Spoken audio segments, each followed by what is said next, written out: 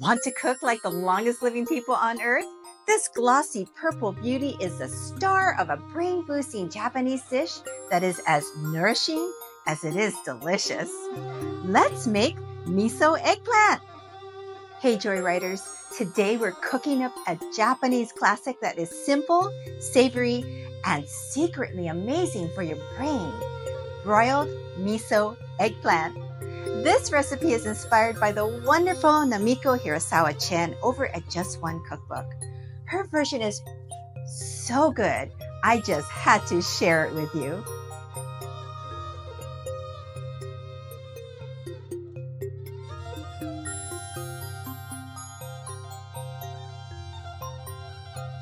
This recipe calls for some traditional Japanese ingredients, and we're going to start with the eggplant portion, where we're going to need 3 Japanese eggplants and a tablespoon of sesame oil.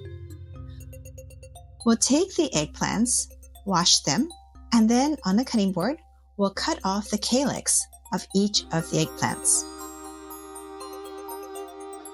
Next, we'll take the eggplants, cut them in half lengthwise, and then we'll cut each section lengthwise again and form little boats with them.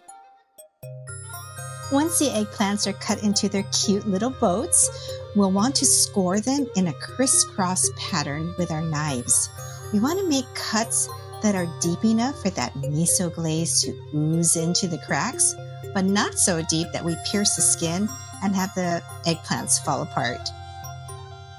It's ideal to soak your cut eggplant in water for at least 10 minutes to remove the astringency from the eggplant.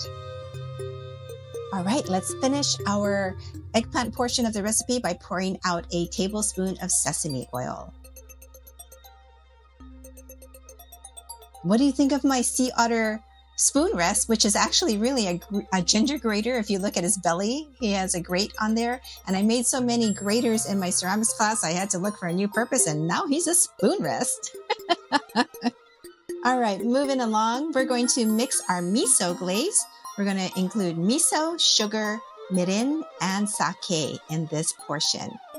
We'll need 3 tablespoons of miso. Miso tends to be kind of sticky, so you'll want to have a second spoon or something to scoop that out with.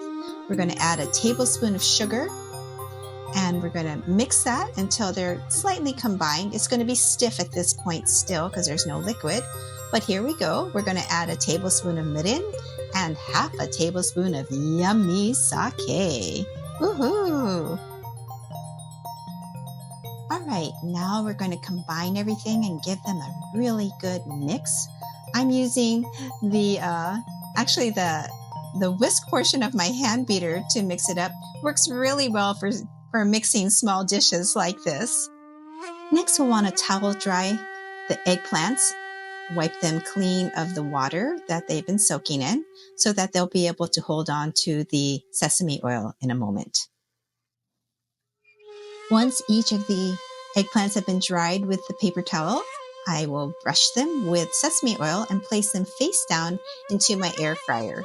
You can do this in the oven, on the grill even, anywhere that you can broil. I choose to do it in my air fryer because it's so simple. You'll notice that I also put a liner of parchment paper on the bottom to keep everything neat and tidy, but you don't need to do that either. We will set our air fryer for 400 degrees and 15 minutes, and we'll give it a check when that ringer dings. Oh yes, they're ready. They smell delicious.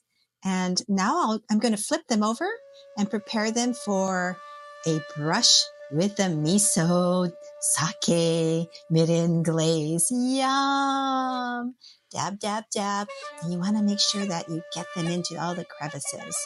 By the way, when I am preparing this to take it to a potluck, I'll take it up to this stage and leave the miso glaze off of it. I'll put the miso glaze into a baggie, take everything to the hostess's house, and then once I get there, I'll put them into a pan and just cut a little hole off the corner of the baggie and pipe the glaze over the miso. And it's easy, no muss, no fuss, and it is ready in just a moment after it's broiled. And so now we put them back into the air fryer, set it on broil for 2 to 3 minutes. And look, So delicious. They're ready to plate.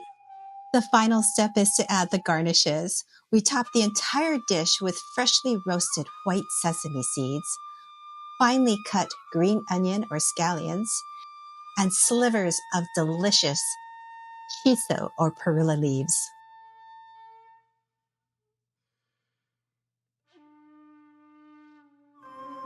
Okay, here's the big test. I am going to taste one on camera. Hopefully it tastes good. I want more shiso. So I'm using my beautiful pink chopsticks from my bestie Bev. She's so sweet. Okay, here we go.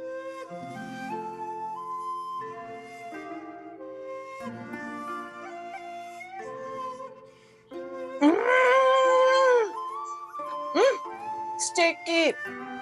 In Japanese, that means amazing. Oh, this is really, I can taste the shiso coming through. And the sesame seeds are crunchy and nutty, and it mixes really nicely with the miso and the sake, and the eggplant is super duper creamy. I wish you could taste this with me.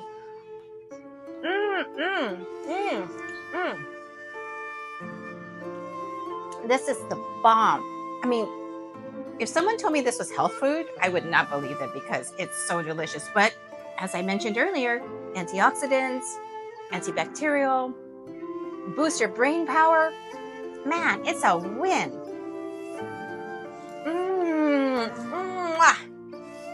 Thanks for hanging out with me on this delicious journey.